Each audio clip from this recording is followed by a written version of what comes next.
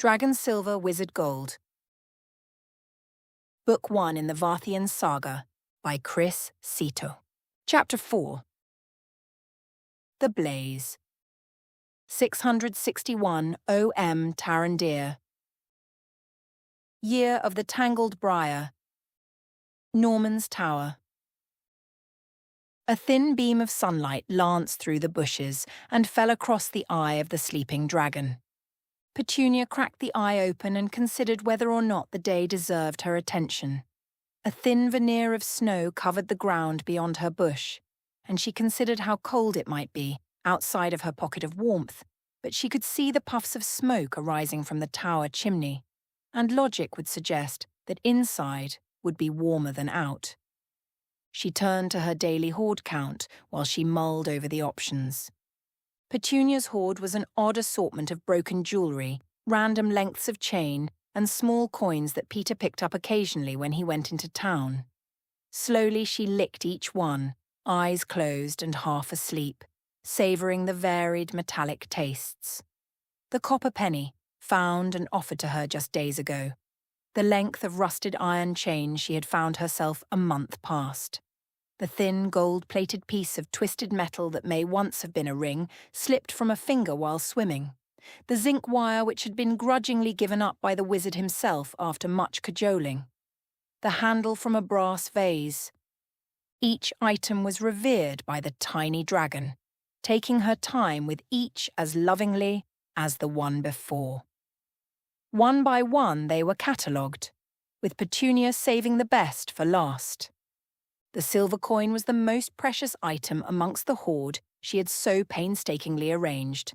She had determined long ago that this was the one item she would never eat, no matter how desperate she became. This was the foundation of her hoard, and even if she lost everything else, this one piece would bolster her to start again. It was the first. Lazily she reached a long tongue out to touch her prize. The air was cool on the moist parts of her mouth, and she extended her neck further, groping for it. Her tongue met only dirt. With surprise, she opened her eyes, which affirmed what her tongue already told her. The silver coin was gone. She huffed in alarm, and a faint puff of flame burst from her mouth, accidentally setting fire to her bush. Hurriedly she backed out of her cosy hole, small keening sounds issuing from the back of her throat as she watched her home steadily catch more alight, and the silver coin still was gone. Thieves, she thought. She had heard stories from Peter's lips about people fighting, killing, sneaking into dragons' lairs, all to take their treasures. In these stories the dragons never won, because they were all written by men. But she remembered older stories, from her mother, of fighting and winning, of punishing those who sought to steal. This is the worst thing that has ever happened to me, she thought, as she tried to snatch her remaining hoard pieces from the fire. Then she amended that statement in her head. This was almost the worst thing that had ever happened to her. She thought back to that day, the day Peter had found her squirming in the mud. The worst thing had happened on that day. Suddenly she knew. The boy, the mean boy, he must have taken it. Her childlike mind latched onto the only person she had ever met who had ever been unkind to her. Giving up on her hoard pieces, the blaze was quite ferocious at this point, she rose into the air and sped as fast as she could to the tower. "Worms!" the dark-haired child cried. "Look, there's worms all over the place." "They'll make good bait," said the skinny one. "We could grab a heap and go fishing." "Nah, fishing's boring," said the pimply one. "Dare you to eat one," the fat boy said. "Who, me?" asked the boy with dark hair in alarm. "Yuck! No way!" The fat boy had not been looking at anyone in particular when he had made his dare, but he seized onto this opportunity. "What are you, chicken?" he jeered, setting the other two off into cries of chicken, chicken, chicken. "You can't say no to a dare, that's not an option. You have to eat one." "No," the boy cried. "I don't want to." "You're going to eat a worm," the fat boy said firmly. Then he tackled the smaller boy, dropping him to the floor. Laughingly, The other two held down the boy's arms as the fat boy sat astride him, attempting to force his jaws open.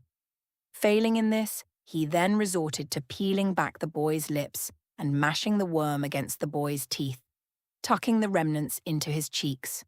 Having at least partially succeeded, he hopped off the boy, and the other two released him, still laughing. "What's it taste like, Brian?" the skinny boy giggled. Brian was busy spitting out chunks of the red-brown creature from his mouth, grimacing in disgust. He turned a sarcastic glance the skinny boy's way. "Try one and find out," he suggested. "They're delicious." Then he went back to spitting and scrubbing his mouth out with his fingers. "Hey, have you ever tried cutting a worm in half?" asked the fat one with a nasty leer. "They just grow back. Leave 'em for a while and they do. They grow back." "Betcha they don't," said the boy with pimples. "I reckon they just die." The fat one pulled out a pocket knife. "Here, I'll show you." Then, with a flick of the wrist, one worm was in two halves. Two very dead halves. The fat boy stared at it, confused. Must have been on its way already, he finally decided, and tried another, and another, and another. Each died as quickly as the one before, and soon he had a pile of a dozen dead worms. Eventually he tired of his experiment. "Must be a different kind of worm," he shrugged. "Fish bait it is then, boys. Grab yourselves a pocketful." With that, the boys all grabbed handfuls of the wriggling creatures, stuffing them in their pockets until they had picked up every last one. The skinny one straightened from his task, looking at the emaciated horse-sized dragon beside him, who was making odd noises from the back of its throat and struggling to free itself. He stepped further away from its head, which was shackled tightly to the ground in front of a large furnace. "So, Reggie, where'd your dad get it?" The fat one kicked a declawed, iron-bound back leg. "Some trader over in Knock. Gave him some bull story about how he could heat his house for free and sell the wormlings, so Dar paid a bunch. Well, it laid an egg, and it was here for ages. But the baby either died or escaped since last time I was here a couple weeks ago, because it's gone, and there ain't been no little dragon. Plus, it's useless. You gotta keep it chained up all over so it can't move an inch, because it bites all the shackles if it can get to 'em. It eats a beast a week, but it won't just eat the meat. You've got to shove it right in its mouth or it won't feed itself. Dar says it's costing him more than it was worth. Says he got ripped, eh?" "Don't they talk or something?" asked Brian, who had finished cleaning out his mouth and now was acting as if nothing had occurred. "It cussed Dar out good and well," Reggie replied. "Dar didn't like that, so its tongue came out just yesterday." Then they left the basement, shutting the door on the tears pouring from the dragon's eyes, heading out through the market with their fishing rods. Jostling and punching each other as they made their way through the stalls toward the river, none of them noticed as a single worm fell from Reginald's pocket. Petunia's eyes welled up as she thought of that day when she had lost every one of her family. Ripped from a mother who had been chained into slavery, forced to watch the slaughter of her siblings, Peter and Norman were all she had. Most young dragons would spend the first decade in their mother's care, passing through their most dangerous years under her close tutelage until they were large enough to be able to fight off most predators.